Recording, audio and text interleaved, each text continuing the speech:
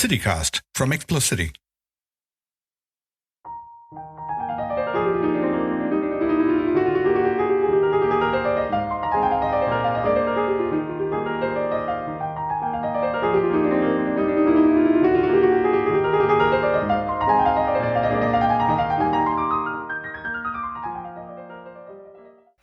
That was not a clip of a performance at Carnegie Hall, although it could have been. It was Preetam Koilpillai, one of India's foremost classical pianists, playing specially for us. We will play the entire piece at the end of this episode, but first, Preetam, welcome to the Literary City. Thank you, Ramjee. It's a pleasure. Thank you for having me. And what was that delightful piece that you were just playing for us? Oh, that's the Schubert Impromptu. It's one of the more popular ones. It's the Impromptu number 2 in E flat. It's a piece that I learned some time ago. I've always been very fond of it. As we all are by now, I'm sure. Preetam, you are a trained classical concert pianist, correct? Well, I think trained to some degree, yes. Western classical music background, yes. Concert pianist, I'm not sure. No, explain that, please. I think of being a concert pianist as somebody who has a full-time career performing nationally, internationally, making a living just from doing that. That's not a space I've ever actually been to. Wait a minute. Are you telling me that it takes more than just wearing coattails and a bow tie to be a concert pianist? Oh, God. No. Oh, God. I would never wear a bow tie and coattails. Never. Oh God, I would rather... No, that's terrible. Are you saying that clothes don't make it the concert pianist? How do you justify these traitorous utterances? Well, this whole thing about classical music, there's this little bit of snobbery attached. And I think it's also perpetuated to a large extent by performers themselves. They'd like to remove themselves. They'd like to think of themselves as being either, different or better or something like that. And things like, clothes, the kind of clothes that are associated with these concerts, like you mentioned, the bow tie and the coattails and so on, just add to that, thing. And it's awful. It's awful. You want the music to be more accessible? The need of the hour really is to, demystify classical music. It has to be made known. It has always been accessible, but I think people have just, tried to create a gap between the music and, listeners, patrons, and so on. I totally hear you. Now, you played Schubert. Does that mean that you have a personal predilection for romantic composers? I do, yes, especially in terms of performance. I think I listen to, a very, very wide range of music. But in terms of playing, I prefer the romantics. Yeah, well, I didn't take you to be a Baroque fanboy. I would have thought classical period, but why romantic period?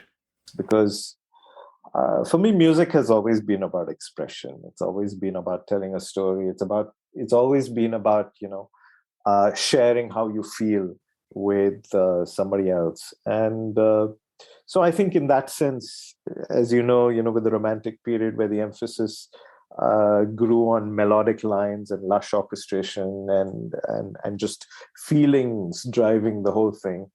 I think the romantics, came as a kind of natural fit in terms of music that I wanted to play. Yes, the romantic period was that, about feeling what you were playing. Now, how does that sit with the way Western classical music is taught in India, I'm sure in other places? I know of classical musicians who would be lost if you just pull the sheet music away from them. So either they're playing it by rote, by memorizing it, or they're just reading off the sheet and the eye reads the notes, the fingers play what the eyes read. It's mechanical, isn't it? I agree with you, but I think there are several reasons for that. We have examination boards, that are based in the UK predominantly. All of them are UK based. Trinity and Royal, for example? Trinity, Royal, and I think there is one more now. At the moment, I can't remember. But there are, these examination boards. So they've been around for years, right? So they send their examiners, and it's always been an opportunity to be able to play, to perform in front of somebody who's not, your teacher or, local audience, and to get, say, a more professional, shall we say, opinion about your playing. Well, yeah. I mean, you do need to play to someone who will tell you the truth because Mummy always thinks you're the best, doesn't she? Yeah. Yes. Yeah. Well, maybe. Uh-oh. Okay, I won't go there. So basically what an examiner will do coming from one of these boards is to come and listen to the pieces that you play, the few scales that he or she asks you for, and then we'll give you a certificate at the end of it. And unfortunately, us, we've made the assumption that if you learn those 3 pieces and learn how to play those 10 scales or do the little bits of, the ear test, then you've achieved a certain level of musicianship. I'm grade 8. I mean, I'm a musician. But you can't really fool audiences, can you? They'll see through the mechanical in 1 minute. Yeah, absolutely. This is, it's terrible what's happening, because I think, like generally as a population, we are so obsessed with qualifications and certificates that as long as we have something, down on paper, we feel that, okay, we've achieved something, because that's how it's been defined every other way, right? I mean, you could finish your bachelor's degree in something, your master's degree in something, and just not have a clue in your head, Well, that is sadly true. But moving on to your cultural career, you trained as a classical pianist in England, correct? I spent 6 months at the Purcell School in London. Purcell School, wow, that's a big deal, isn't it? Yeah, it is kind of. Yeah, it is. I got a scholarship. Yeah, I got an INLAC scholarship. Well, that's an achievement in itself. So, how did Purcell help you? I had these very intensive piano classes. I remember these classes were 8 hours long, each one. And not because my teacher was actually just being paid to teach for an hour, which is, a standard length of a class. But he took it on himself. So the first time, okay, I have to say this before I continue. The first time I met him and I played for him, he said, "You've been playing the piano for 12 years and you still haven't learned anything." Now I can sense a Hollywood music teacher student movie script happening. And this is after I had finished all my exams, played many times in public here, and I was thinking, I mean, I was a kid at that point. I mean, it's not an excuse, but I was a kid and I thought, okay, now I can play, and I was shocked, and I was thinking, okay, so what do I need to do? And he took it upon himself to change things for me, to make my playing where he thought it should be at, so he just, he gave me these 8-hour piano lessons each time we met. We survived on French cigarettes and black coffee. And there's another Hollywood cliche, Gauloise cigarettes and black coffee, really? Yeah, yeah, well, exactly, the blue packet, right? Yeah, yeah. So it was intensive, and he said by the time I finished my 6 months, like that, he said, okay, I think you can apply to a conservatory now. Well, you didn't. Instead, you came to Bangalore, and your parents said to you, well, if that's the case, then off to college with you. How did that sit with a creative guy like you? So what did you study? I ended up doing industrial relations, economics, sociology. Oh, my sympathies. I didn't survive long there. I don't know if I should actually say this, but I mean, it's been, so many years ago. I wrote a long poem, a protest poem, and I circulated it among, students and teachers and so on about, education and what was being done to education and, things like that. I had a whole problem with organized education, at that point. And I think, it had obviously a lot to do with the fact that I was doing things that I just did not connect with or that I liked. Well, didn't we all at some point? But not all of us had the gumption or the creativity to write a long protest poem. Now, surely there was something in college you liked. The only things that I liked, that I really enjoyed, not just liked in college, were my English classes. I had two teachers, and when one of them was absent, the principal would take English class for me, and he just made sure Shakespeare was dead and buried. So those classes I did enjoy. Wait a minute. You're saying that the stand in English teacher was the school principal and he ruined Shakespeare for Over and you? over again, over and over again. He would make it. Shakespeare is supposed to be. I mean, there's a reason why Shakespeare has lasted all this time, right? You have every time you approach Shakespeare, you have to reinvent Shakespeare. You have to re-energize. You have to see in Shakespeare what is relevant to your life today. You have to, and that I think to me is the magic of Shakespeare, because at any point of time, in any point of time, you can look at Shakespeare and be able to draw things from it that mirror what's going on around you or what's happening with you.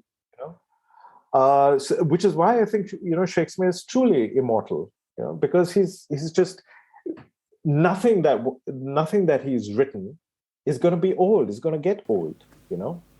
I do. You're singing my song. Now, tell me, who's your favorite Shakespeare character? Oh, I have quite a few. Actually, I love Macbeth, King Lear. I've actually never read Othello, but I know enough of the character and I think my first connection with Shakespeare was The Merchant of Venice, which I did in school. And I mean, who can forget, Shylock? I mean, the rest are all fluff, seriously. Mm-hmm. True. Shakespeare did turn Shylock into a fairly complex character. Was there any part of The Merchant of Venice that you liked, like any passage that particularly spoke to you? Oh yeah. And this is something that, I mean, I'm sure everybody is kind of familiar with, but I mean, it's Wait, let me guess. This would be Shylock's response to Salarino when Salarino asks him what good extracting a pound of flesh will do. Am I right? yes, Will you read it for us? yeah, okay, okay, yeah, sure. Great. Okay. Dim the lights from Act 3, Scene 1 of The Merchant of Venice. Here's Preetam Koilpillai. He hath disgraced me and hindered me 500,000, laughed at my losses, mocked at my gains, scorned my nation, thwarted my bargains, cooled my friends, heated mine enemies. And what's his reason? I am a Jew. Had not a Jew eyes? Had not a Jew hands, organs, dimensions, senses, affections, passions, fed with the same food, hurt with the same weapons, subject to the same means, warmed and cooled by the same winter and summer as a Christian is? If you prick us, do we not bleed?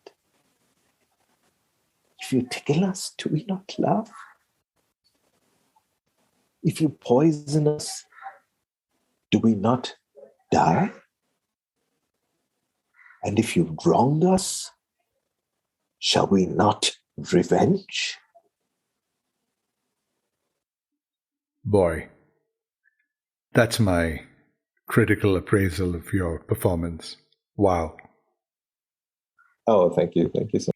You've taken us through your cultural life where we know you to be a highly trained Western classical pianist and then a protest poet, albeit one impactful protest poem, a student of Shakespeare, a performer of Shakespeare, as we heard from your reading of Shylock's speech. And then you started a theater company, Black Coffee. And from my memory of it, your productions were all about the script, the meaning, the feeling, the intonation, more than the theatrics. That's absolutely right. I mean, that was the most important thing to me. What the play communicated, how it reached out and connected with an audience. I was less preoccupied with production value. I was happy to perform in an empty stage, or make little. There was this running joke that among my cast and crew that if I had these cubes, these white cubes, and I would use them in every play and as chairs or as something else. Or I remember those white cubes. Wasn't that your shtick? I mean, I like those white cubes. yeah, yeah. I mean, I liked it too, which is why I used it, right? But the thing is, I just very consciously did not, pay attention to production value. That I don't know. In hindsight, maybe I could have done a little more. They say that being truly creative is to always have that feeling that you could have done just a little more. Well, speaking of little more, the next phase of your career, a Netflix show. Can you spill the beans? Yes, it is a Netflix. It's a Netflix show. So it's a series. I finished my first schedule of shooting in November. I go back to Bombay in January. So it's called Soup, and it's directed by Abhishek Chaubey. Abhishek Chaubey, has directed Urta Punjab, Ishqiya. He was the screenwriter for Omkara. Having fun? Yeah, so this is the first time ever that I've actually done anything like this. It was amazing. It was exciting. It was fascinating. But above all, the people that I met were just fabulous. They were so warm, so friendly. Everybody was just so nice. So, how far along are you? Is the shooting almost done? What's left? It's not over yet. It's I go back to Bombay in January, specifically to shoot scenes that I'm doing, and I don't know. I mean, it's as an actor, I think in a production like this, you get pampered quite a lot. And for a guy like me who comes from theater with 3 wooden cubes, it was a big jump.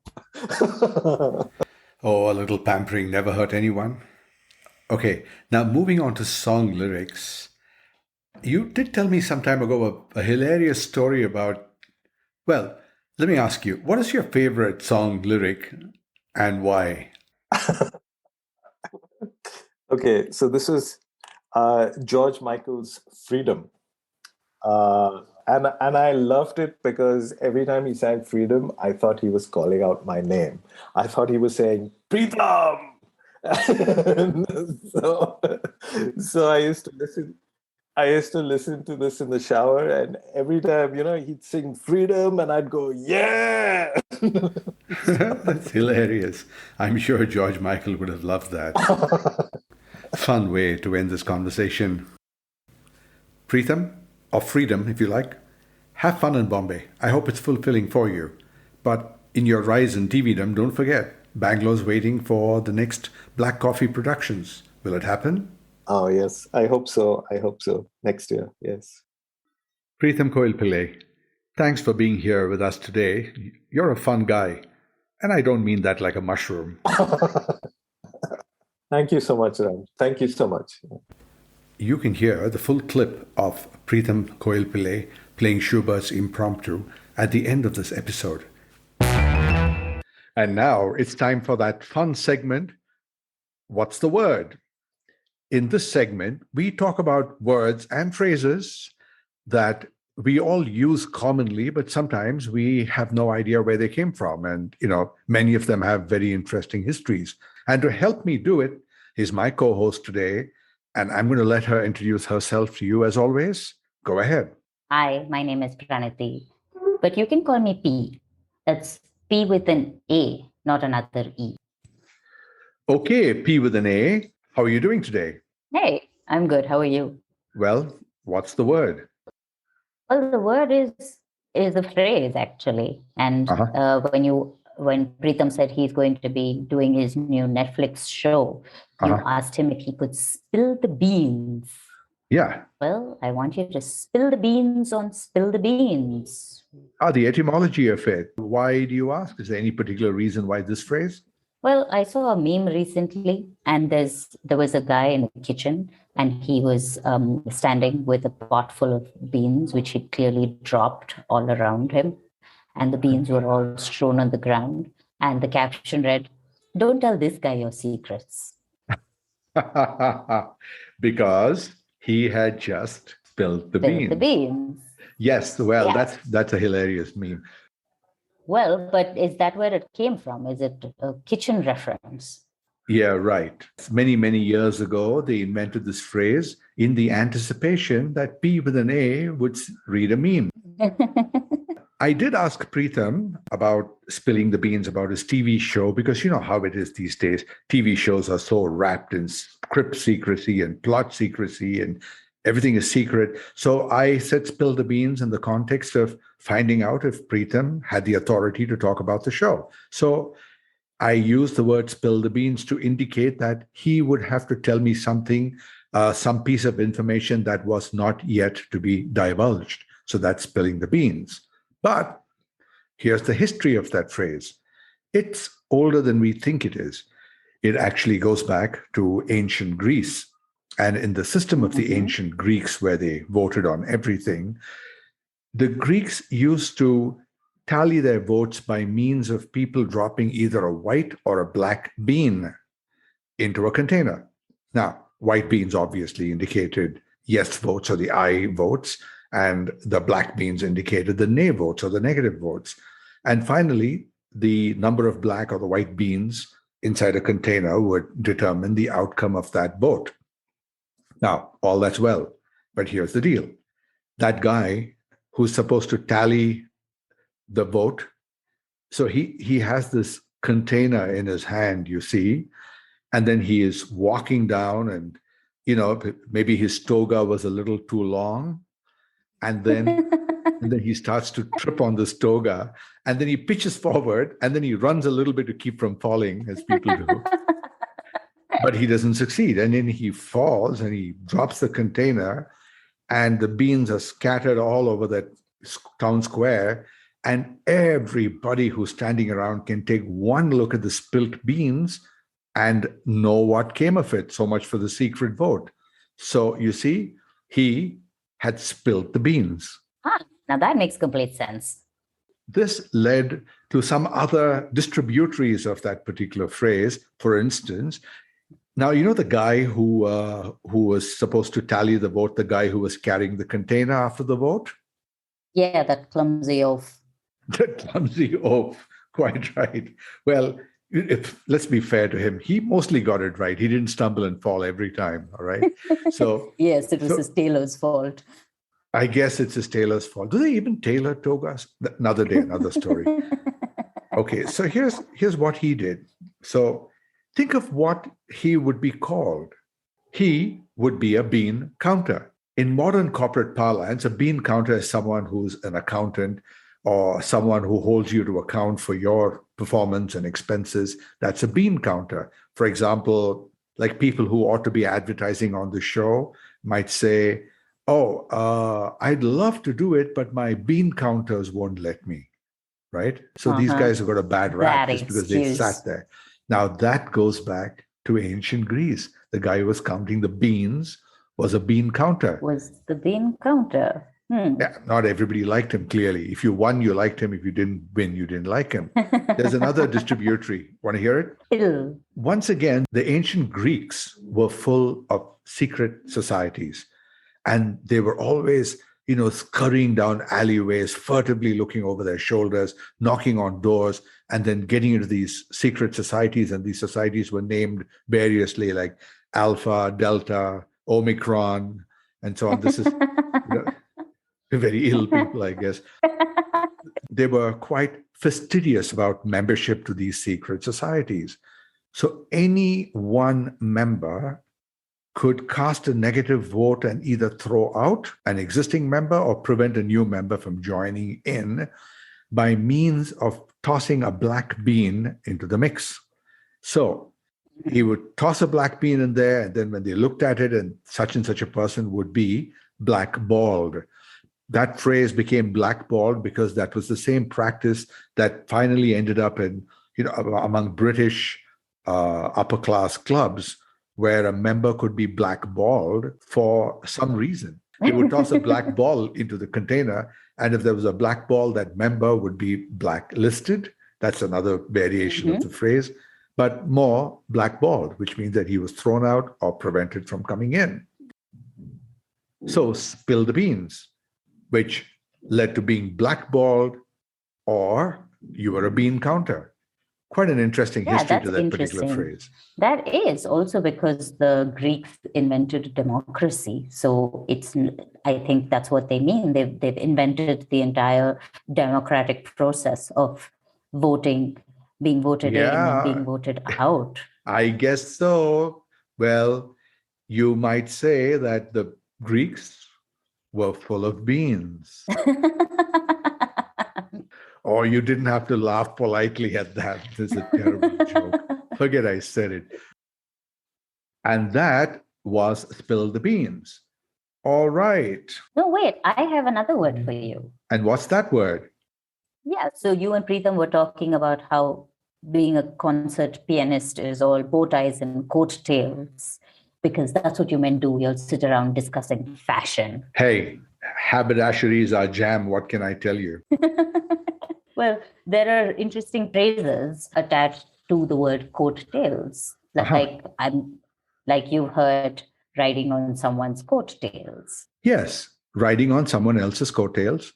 And by that, I understand that you latch on to somebody else to pave the way for your own success using that person's success. Correct? You're absolutely right. That is what that means. But interestingly, the original phrase is from the 1600s, and it was to ride on one's own coattails. Really? Which means to be responsible for one's own success. And only in the 1900s did it become to ride on someone else's coattails. That's very interesting, riding on one's own coattails, but how do you ride on your own coattail? The only time that I've seen that happen is in Harry Potter, where you have these guys wearing coattails. They get on brooms and then they fly around playing cabbage. Quidditch? Yeah. I think cabbage is more earthy. So there they are getting on these brooms, flying around, playing Quidditch. And they're riding on one's own coattails. Yeah. And Preetham's now off to do his Netflix show, and we wish him all the success, and we hope he rides on his own coattails. Well, Preetam made a big ding-dong about not wearing coattails ever again, so I guess that he has got to make his own success with another form of haberdashery. This has been great. Thanks for being here, P. That was such fun. Let's do it again next week. If you have a word or a phrase and you are curious or confused about its etymology, usage, correctness, send us a message. And we would love to have you on the show and discuss it live with you on the air. The Literary City at Explocity.com, or simply TLC at Explocity.com, the Facebook group Bangalore Literary Society, or Instagram, Explocity BLR. You can send us a message, slide into our DMs, whatever you like. And if your question is selected, we'll call you. While it's great fun to be educated and be able to discuss words and phrases and their nuances and their meanings, in this year of 2022, Happy New Year, by the way, let's spare a thought for the many children who would love to have the same opportunity to be educated and become thriving, contributing members of society. Many of them simply don't get an education. But the good thing is there are many organizations who strive to bring them the education they deserve, and one of them is the Association for the Physically Disabled, or APD. It's located in Bangalore, and they do wonderful work. For years, they've run a school, bringing education to little children, and as always, they could do with some help. So we ask that you find it in your heart to head to apd-india.org or apd-india.org and make a donation, whatever you like. All the information is there on their website. And as Explocity, we have supported them for many, many years, and we know the wonderful work that they do.